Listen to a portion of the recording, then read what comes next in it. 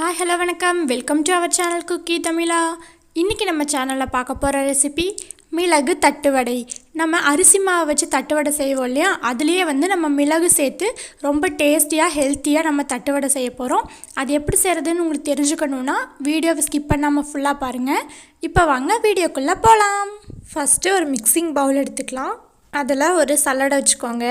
1 tumbler அரிசி மாவு, இது பச்சரிசி மாவு எடுத்திருக்கோம்.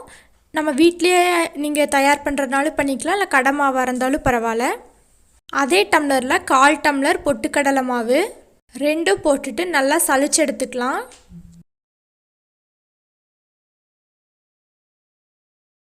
எந்தவித கட்டிகளும் இல்லாமல் நல்லா சலிச்சு எடுத்தாச்சு. இதில் 1 டீஸ்பூன் இடித்த மிளகுத்தூள், கொஞ்சமாக கறிவேப்பிலை குட்டி குட்டியாக கட் பண்ணி சேர்த்துக்கோங்க. 1/2 டீஸ்பூன் மிளகாய்த்தூள், 1/2 டீஸ்பூன் உப்பு, 2 டேபிள் ஸ்பூன் நடக்கடலை தோல் நீக்கிட்டு லைட்டாக தட்டி சேர்த்துக்கோங்க. இதுக்கு பதிலாக நீங்கள் பொட்டுக்கடலை சேர்த்துறனா கூட சேர்த்துக்கலாம். சேர்த்த இன்க்ரீடியன்ஸ் எல்லாம் ஒன்றோட ஒன்று நல்லா மிக்ஸ் ஆகிற அளவுக்கு நல்லா கலக்கிக்கலாம். இப்போ 2லேருந்து 3 டேபிள் ஸ்பூன் நல்லா சூடு பண்ண எண்ணெய் சேர்த்துக்கோங்க. எண்ணெய்க்கு பதிலாக பட்டர் இருந்துச்சுன்னா அதையும் நல்லா ஹீட் பண்ணிவிட்டு சேர்த்துக்கோங்க. அப்போ தான் நம்மளுக்கு தட்டு வடை நல்லா மொறுமொறுன்னு கிடைக்கும்.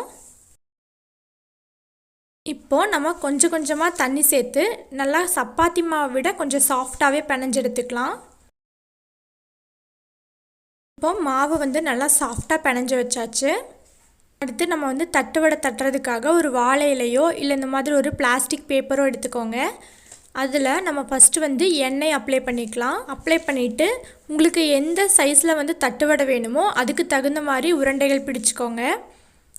பிடிச்சு வச்சுட்டு இந்த கவரை ஃபோல்டு பண்ணி மேலே இந்த மாதிரி ஒரு ஃப்ளாட்டாக இருக்க பாத்திரத்தை வச்சு நல்லா ப்ரெஸ் பண்ணிங்கன்னா நல்லா அழகாக தட்டு வடை நம்மளுக்கு தயாராகிடும். ரொம்ப கெட்டியாகவும் இல்லாமல் ரொம்ப லேஸாகவும் இல்லாமல் இந்த திக்னஸ்க்கு நம்ம தட்டு வடைகளை தட்டி எடுத்துக்கலாம். இதே மாதிரி எல்லா மாவுலையும் நம்ம உருண்டை பிடிச்சு தட்டி எடுத்து வச்சுக்கலாம்.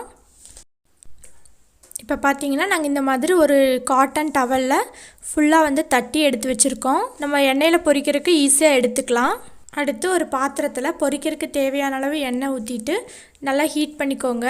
ரொம்ப ஹீட் ஆகக்கூடாது, ஒரு மீடியம் சூடு இருந்துச்சுன்னா போதும். அதில் ஒரு கறிவேப்பிலையோ இல்லை கொஞ்சம் மாவோ போட்டு சூடாக இருக்கான்னு பார்த்துட்டு அதுக்கப்புறம் ஒவ்வொரு தட்டு வடைகளாக நம்ம உள்ளே சேர்த்துக்கலாம்.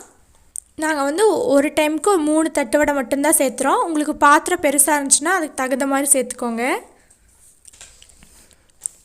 2 பக்கமும் திருப்பி விட்டு நல்லா மொறுன்னு வெந்ததுக்கப்புறமா கலர் ஒரு கோல்டன் ப்ரௌன் கலர் வரும். அந்த ஸ்டேஜில் நம்ம வெளியே எடுத்துக்கலாம். இப்போ பார்த்தீங்கன்னா நம்மளுடைய அழகான தட்டு வடை தயாராகிடுச்சு. இதே மாதிரி நீங்களும் அரிசி மாவு வச்சு செஞ்சு பாருங்கள். செஞ்சு பார்த்துட்டு தட்டு வடை எப்படி இருந்துச்சுன்னு சொல்லி கமெண்டில் சொல்லுங்கள். தேங்க்ஸ் ஃபார் வாட்சிங்.